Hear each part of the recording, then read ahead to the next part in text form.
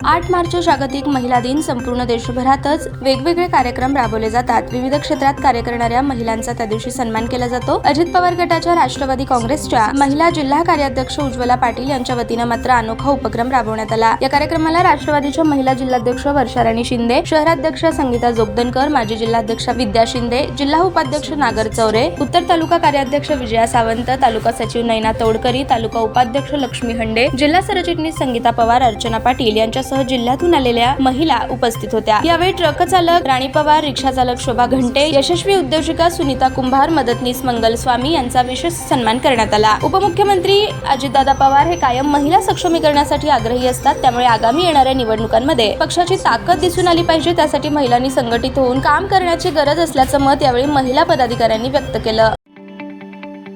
ताज्या बातम्या पाहण्यासाठी प्राईम महाराष्ट्र न्यूज चॅनलला सबस्क्राईब करा।